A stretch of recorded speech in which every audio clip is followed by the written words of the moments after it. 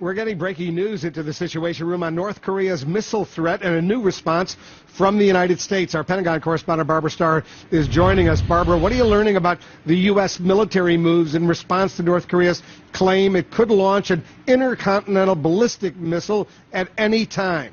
Good evening, Wolf. Because of that claim by North Korea, an ICBM, an intercontinental ballistic missile that could potentially hit the United States, the Pentagon now has deployed a high-tech radar to see. I want you to look at pictures, video. This is the X-band radar. It may look to you and me like a giant floating golf ball on the Pacific Ocean, but this has now moved out of Hawaii into the Pacific. It will be watching the Korean Peninsula in the coming days and weeks for any sign of an ICBM launch out of North Korea. There are two scenarios if North Korea were to launch a missile.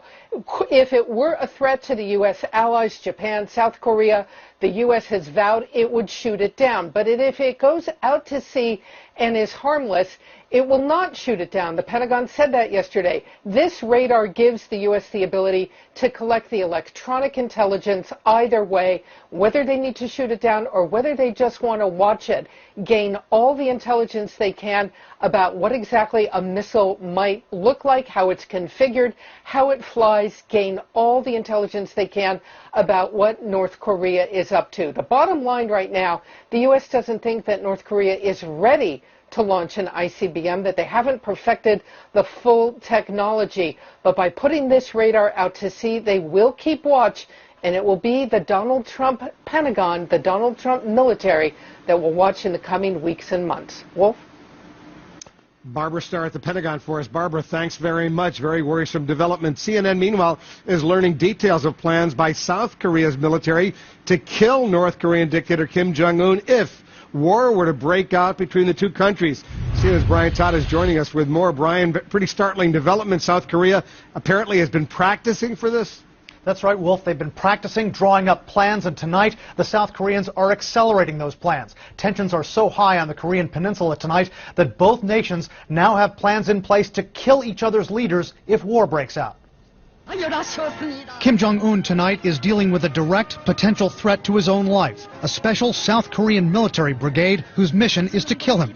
A South Korean Defense Ministry official tells CNN his country is speeding up plans to create what some call a decapitation unit. The official says the team would be activated only if war breaks out and would target North Korea's wartime command, led by Kim. It's hard for me to imagine a commando raid, given the enormous killing power and density of the North Korean People's Army.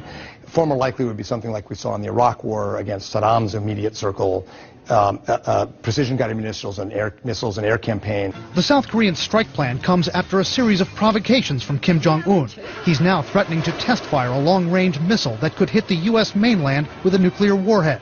And in recent weeks, North Korean media claimed he personally directed an attack drill on a mock-up of South Korea's Blue House, their version of the White House. North Korean special forces stormed the compound, some parachuting in. They took up positions as the building burned, practiced capturing an enemy.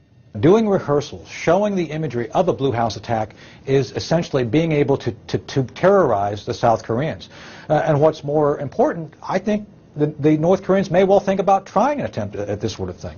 They've done it before. January 1968, armed with these weapons, dressed in South Korean uniforms, North Korean commandos infiltrated the South, trying to kill South Korea's president.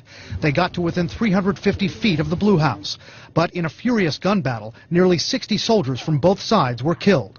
If the South Koreans target Kim now, how would he respond? I would guess that he doesn't go into hiding because of this particular statement by the South, but instead he plays it and tries to demonstrate he's prepared to escalate even sooner.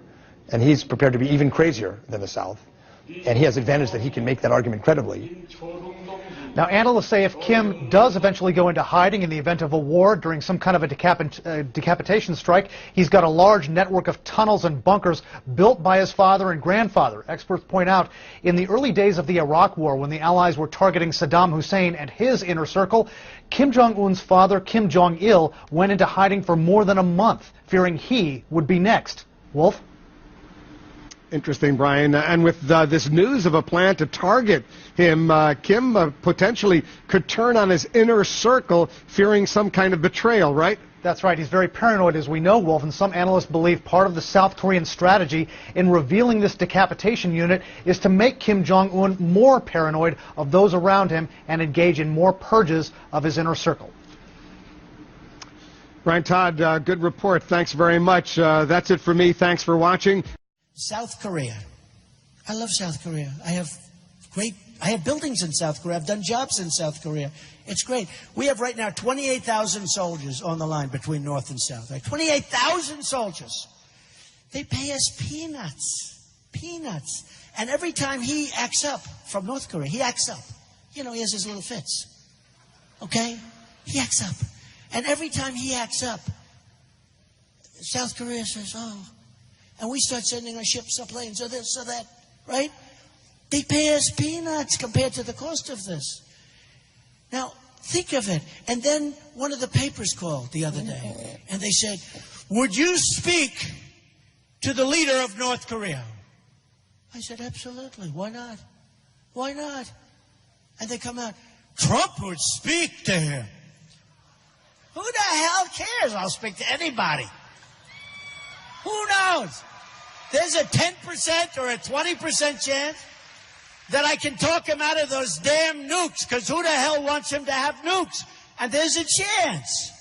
I'm only going to make a good deal for us, but there's a chance. But it was like, and Hillary said, he would deal with this dictator. You know, I give me a, oh, you know what? I know they've been doing it a long time, folks. They are rank amateurs, okay? Hillary is a rank amateur. She's been doing it forever, and she still doesn't get it. What the hell is wrong with speaking? And you know what? It's called opening a dialogue. It's opening a dialogue. And I don't say it's going to happen, and probably it won't. But there's nothing. I wouldn't go there. That I can tell you. If he came here, I'd accept him. But I wouldn't give him a state dinner like we do for China and all these other people that rip us off, or we give them these big state dinners. We give them state dinners like you've never seen. We shouldn't have dinners at all.